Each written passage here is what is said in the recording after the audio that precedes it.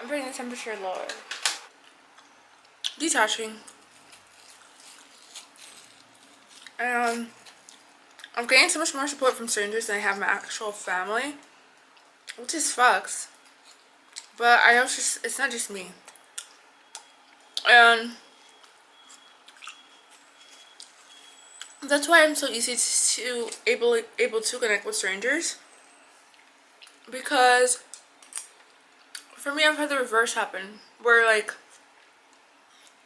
I feel more comfortable with strangers than I do my own family, which is a dangerous place to be in because people could easily take advantage of you, and they could probably recognize that in you that you are a little too trusting, right?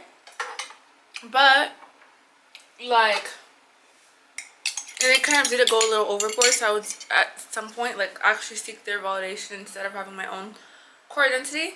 But now that I realize these like patterns and recognize that in me, and how my upbringing influenced me to go to the extreme, now that I've come to a place where I've still traveled, right, I've built the confidence to be able to speak to people, and now I've like solidified my own identity, outside of others like perception of me. Now I'm in my power because I no longer care what my family thinks. I'm no longer bound by their rules, by their conservatism, their ideologies that confine me towards being this like smaller version of myself to appease them. And then also I have boundaries to other people, so other people are not able to use me. So I'm fully in my power, and this is so fucking powerful, guys. I don't think you guys understand. But like, coming from that situation, it is so hard to get to that point unless you are able to reflect, able to see how your alignment is happening again, able to see how you are coming across to others. It will take a lot of like honestly time, because you won't build this recognition because no one has trained that in you to like truly reflect. No one has given you that like, you know, they haven't shared anything to you about life, so you're gonna like come across these conclusions, hopefully with videos like these that will make you more aware of your patterns so that you could dissect your behavior, the root cause of it, and operate in a different way. And when you do this, when you're fully in your power and you're no longer negotiating with people your worth, when you're standing firm in like what your boundaries are, realizing that you need to have boundaries, that you have boundaries, okay? You have things that upset you, because for the longest time I'd walk through life thinking that nothing upset me. Things did upset me. I would just suppress them. I was naturally suppressing them and did not realize this until I like researched about boundaries that people have and started like feeling more, like allowing myself to feel my emotions and not shame them. So when people did make me mad, I would speak out about it. Like, for example, I went to pole class, this girl like hit me with a towel jokingly, and I said, don't do that to me, don't hit me, because also I don't care if it's paid for or not, don't do that, because it's triggering. And then also like in the past she has tried to like downplay me, micromanage my behavior. So it felt really good to put other people like in their place when it came to like thinking that they could tolerate certain behaviors with me, because I saw the way that they moved with other people and they treated them with more respect than they treated me, because for some reason they thought I was someone to be played with. And now that I'm sitting in my power, people realize that they can't fuck with me, because I will directly put you in your place, and I will not have the fear of appearing like a villain. Like, I actually want you to look at me as a villain so you can stop fucking with me, because I realize that people think that you're a people pleaser. That is what attracts all the people, all the narcissism, all the like primal traits in people. When they think you're one to be fucked with, that is what causes them to try to fuck with you. It could be the nicest person too. If they don't have that recognition of like, and if they're not a good person and don't have that recognition of that primal trait in themselves, they will try to pull one over on you, unconsciously or not. And I've had this happen to me time and time again. It wasn't major things, but I would notice it was like the most like good quote unquote people who tried to investigate investigate about my life, ask me all these questions. They just think that you're an open book and want to divest in like all areas of your life. So that's where the boundaries come into place. My boundaries right now is, if you do not show me that you care about me as a friend, I am completely cutting off. I'm not even entertaining you. And I don't even have to give an explanation. I will literally block you. Because I operate in a way where I know in my friendships, I show that I care, right, about that person and everything that I do. So once I see that you are putting me as a second option and you don't actually see your friendship on the same level, I will cut you off like that. My cutoff game is so sharp, guys. Also, when I see people try to minimize my accomplishments, they're out. They're gone. Because in you doing that, you're trying to lower my self-esteem, lower my ability to manifest is what it is, because now I'm brought into a lower state where I'm doubting myself. That's gone too. You're going to be gone. Another one. For, like, guys that I date.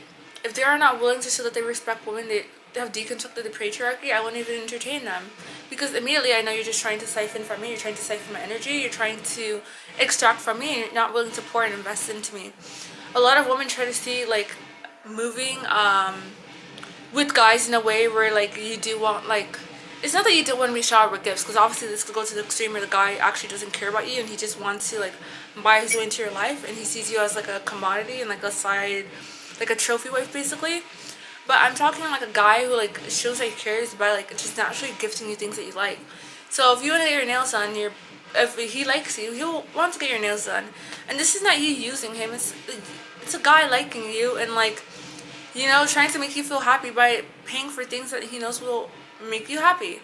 So, like, obviously on dates, when I date, because I'm bisexual, when I date girls, I literally, bitch, I drop $100 on our dates.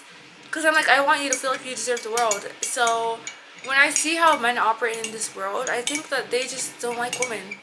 They just want to, honestly, a lot of them just want to extract and see how much they could gain from a woman. Because maybe they're used to seeing their mom pour into their dad in that way, that they have that sense of entitlement towards what they think that a woman should provide to them. And that is very unattractive to me. Because one thing about me is I saw my mom do that. I saw my mom devote her entire life to having kids, and she's even told us that, like, all the sacrifices she's made. And it's not, I will say that I'm not going to shame my mom. I think there was so much power in her telling me that she actually did not want to have kids and regrets having kids, because from a young age I was able to not internalize this, right, and realize that this was just a woman who made choices that caused her to feel pain and caused her to pour more out of herself. And she had a lot of ambitions, a lot of goals, a lot of drive that she unfortunately did not realize in the moment when she was having kids and pursuing this idea of romance, how much it would strip away a lot of her identity. And I see how that impacts my mom, and I realize I don't want that for myself, because I am like my mom, where I am naturally ambitious, I am naturally driven, I have all these goals for myself. My mom said she loved to write like me. She was very creative, but when she had kids, she had to completely abandon that. She had to quit her job. She was no longer able to make friends, you know? So I could see how, like, I'm able to empathize with her, but then also realize that she was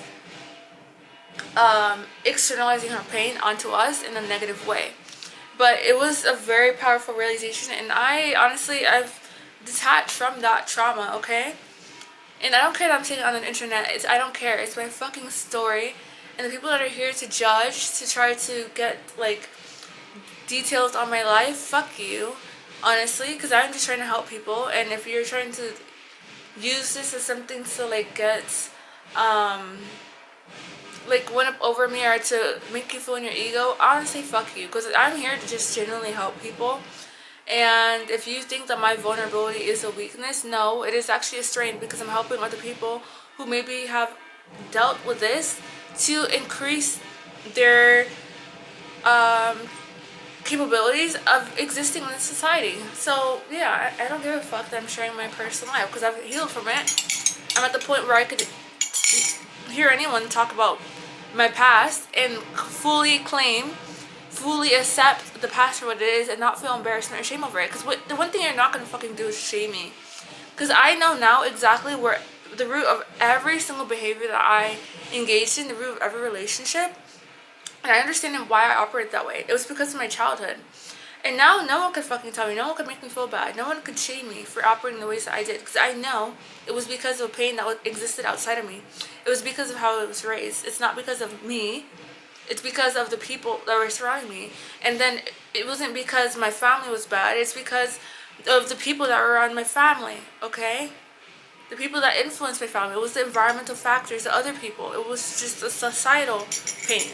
So I'm breaking the cycle, and I'm realizing that, like, I don't have to internalize all of this mental shit. I could just free myself and let it go.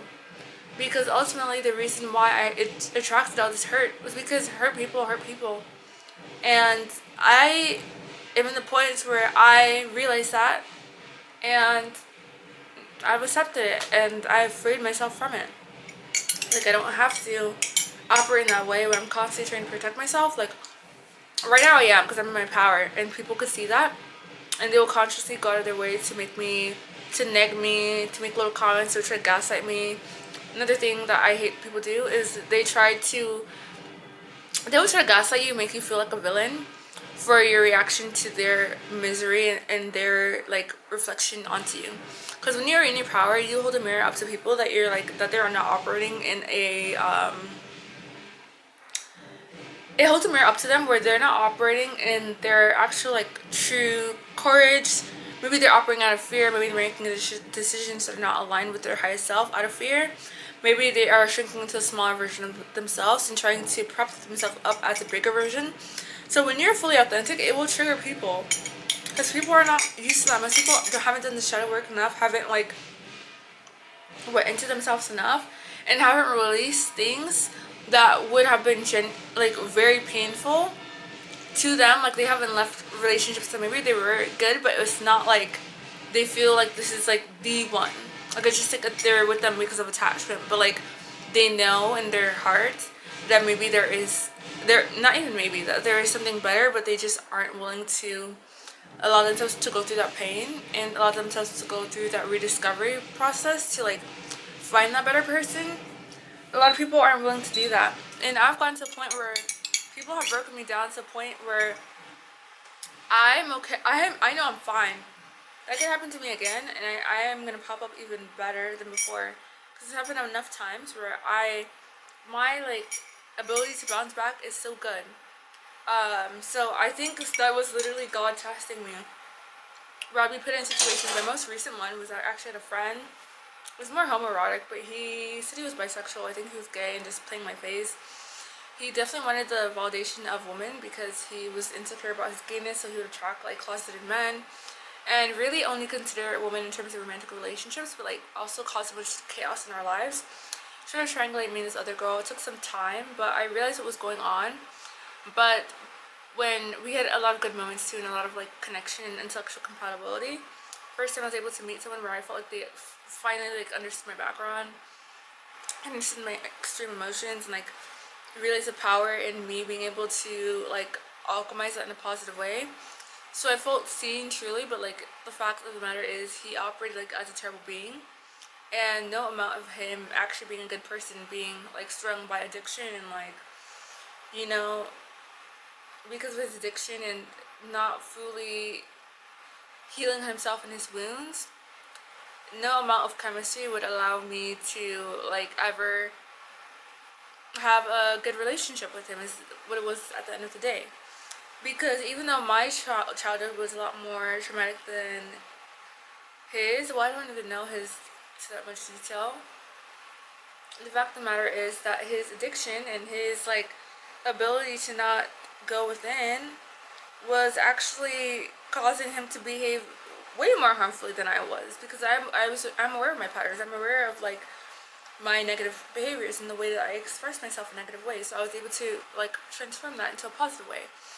But for even like maybe the people with the best upbringing, they are really not able to reflect some of them in that way. As you can still have a healthy upbringing and still seek chaos in your life.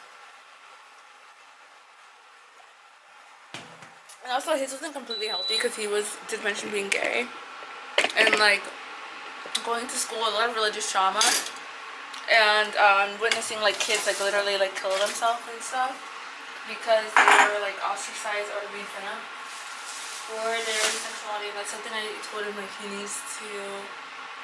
I'm glad he talked to me about that.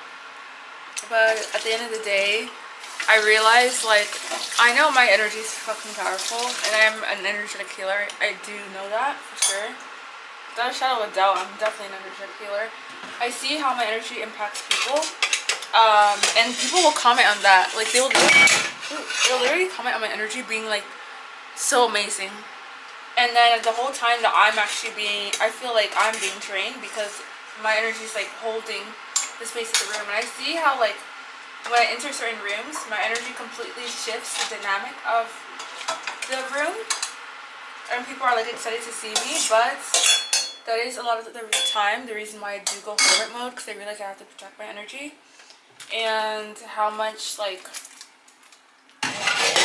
you know, how much like, if you operate from this space, a lot of people are not really able to, they're not able to meet that, because that is very rare. So you kind of have to go within and like be extroverted or be a bit introverted in terms of maintaining that safe space for yourself, where you could really, you know, what is the word?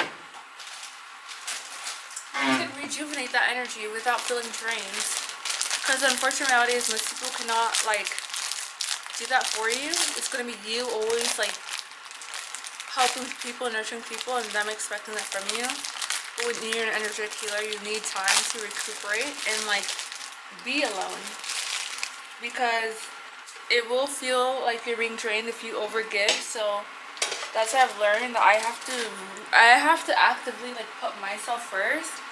And women in society need to learn this in general. You need to learn how to put yourself first, pour into yourself, and in your daily life you need to do things that bring energy to you, rather than thinking of yourself as a martyr and constantly pouring into other people. Because what that will do is that will drain you. That will drain your sense of fulfillment, okay? And your sense of excitement in life. And also you're not going to be able to give as much from a good place, or even give in a great way, or even perform well. Because the second that I started pouring into myself, being more busy with my hobbies, the thing that genuinely excited me, I noticed I'm able to show up in rooms, like in the classroom, and like pour my heart out into the students and maintain my boundaries and like communicate in an exciting way and like gain more of their attention and interest, compared to the times that I, for example, don't do pool, or I don't pour into my hobbies, or I don't take time for myself. So that is so important as women. Like, we need to learn to pour into ourselves and not pour so much of our energy out onto other people, because you will be left feeling drained. You will be left feeling like, honestly, like you are neglected. And it's because no one is here to save you. You are not here to save other people also. You are here to pour into yourself. You are not here to give to other people. You are here to find out what excites you in life, what makes you feel good. Okay? So those are my 2 cents on things. I had another video topic, but I kind of went overboard, but I think this will help some people. So let me know what you think. Maybe send a message below on your story. I was being vulnerable in this, but honestly, I don't even care. It feels freeing for me to express my life openly, because these are things that I haven't even told most people of what I've gone through. These are things that I haven't reflected on out loud. So if that could help someone, by all means, allow it to help you reflect on what I've said. And honestly, I just pray that whoever's watching this, I'm sending my energy. I hope that like you are able to be like me, where I'm 23 and I've realized this about myself, thankfully, very early on, before I was able to commit to very permanent decisions. So like, for example, have a partner, marriage, children. So I hope you're able to integrate these lessons. Like, don't just listen to this and like forget it. Like, listen to it, journal about it, think about it, do shadow work, guys. Look at shadow work prompts on Pinterest. I will attach links below actually. This is your homework. Do shadow work prompts. Figure out your triggers. Figure out the most like traumatic events in your life that had an impact on you, that you are like avoiding emotionally. Like, for me, it was my narcissistic ex, okay? And deeply reflect on that, and deeply reflect on maybe some of the traits that are still present because you haven't faced that side of yourself. And Then I want you to, I'm trying to think. After you realize traits that you still embody, I want you to realize, like, how is this negatively impacting me? Like, for example, I could only do this with examples. For me being in that relationship and appeasing to my ex, he was a narcissist, so it wasn't my fault. He literally just mirrored me and made me fall in love with this mirror of myself. And like the hot and cold psychologically will play with anyone. So that's why I hate when people tell me like, oh, like, you being empathetic, you lack boundaries. Yes, having too much empathy does attract that kind of people, but anyone could get swayed by a narcissist. It's not just you being with an avoidant. One girl tried to tell me that it's because I attract avoidant people, so what in me attracts avoidant people? No, he was a narcissist. It wasn't that he was avoidant, he was a narcissist, which is two different categories of people. Okay? Because he wasn't avoidant at all. He was a narcissist. He was just straight up manipulative. But I realized after that relationship, I was like not okay with expressing my, not even after, but before, I was not okay with expressing my boundaries, expressing where people did me wrong. And it took him hurting me enough times to finally stick up for myself at the end. But even still, after that, I went to the extreme end of protecting myself, of not dating. And that's where I say, guys, oh my god, the healing shit is not real. Okay? It's real in terms of reflecting on it, and I did ruminate on it, I did intellectualize it. And then because I'm interested in like psychology and stuff, I saw, this is getting longer than it's supposed to be, I saw PhD, like women, like clinical psychologists and people who have PhDs, right? They would talk about like the typical behaviors of women who experience this kind of narcissistic abuse, to intellectualize it, to not embrace their emotions. And she said to fully embody all the feelings that will help you to get over it quicker.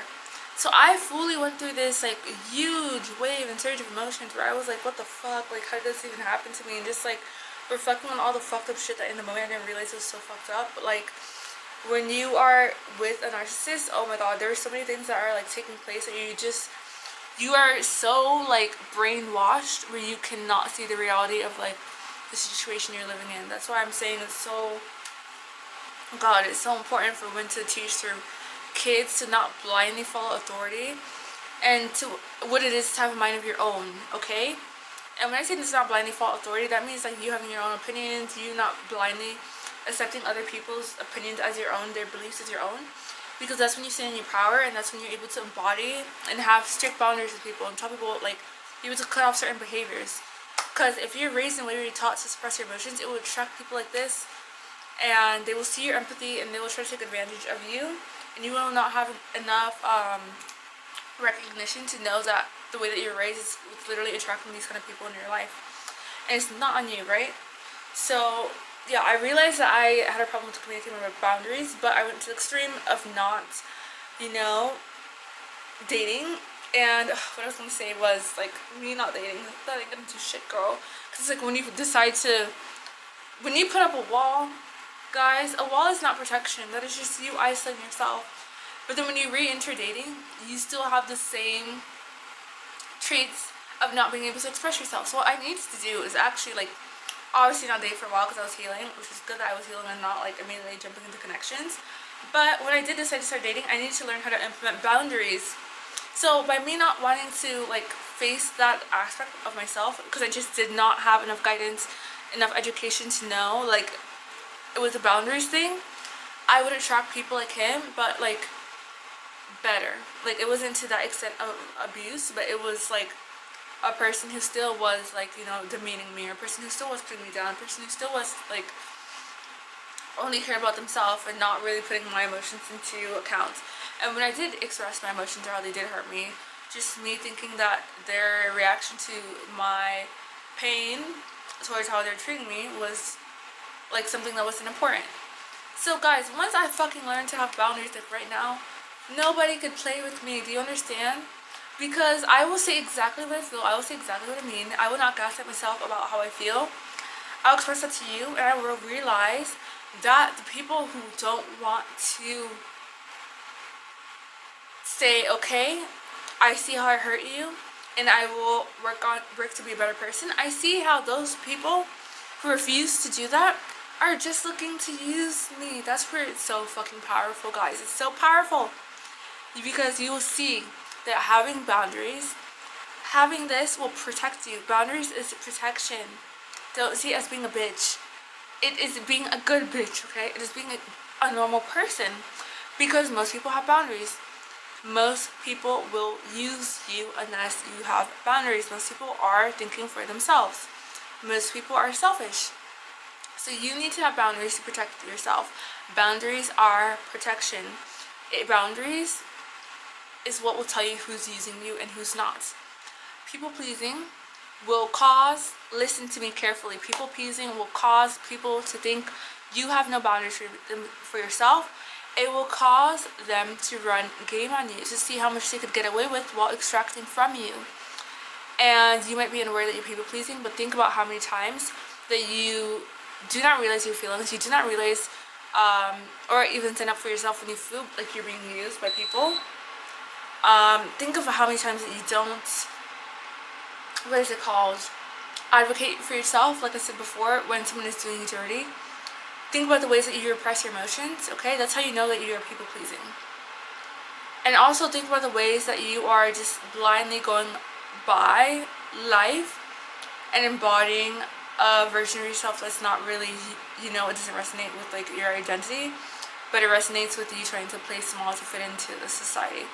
So that's it for today. I know I said I was going to end it earlier, but just please listen to this. Please. Please. It's not even me wanting views at this point, guys. It's not. I don't even fucking care about the views. I am here to share wisdom, and I want monetary success. Yeah, I want to feel comfortable in life. But overall, I'm literally just here to help you. So I will give you bitches homework. You go in the fucking comment section, you click on the shadow work prompts, and you will do that. You heard me? I'm your big sister. This is your big sister advice. Coming from a 23-year-old who is fully embodied in her power. Don't wait until you're 30. Don't wait until later to think, oh, I just need to wait until I'm more confident. No. There's no such thing as waiting until you're more confident. What brings about confidence is being insecure and moving in a way that scares you, and then that allows you to be more confident in the way that you approach life, because you realize, oh shit, I should have always been advocating for myself. I'm important over anyone else.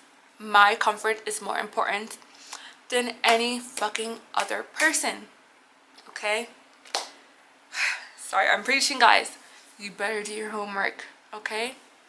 Maybe I should make like a live where we could like talk about things that we're going through. And yeah. And by the way, my name isn't Amy. Maxine.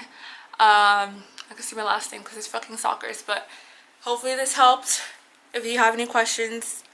What if this goes viral, bitch? What if this goes viral? If you have any questions, drop it down below, okay? But bye-bye. Wishing you peace, love, and, respect in society.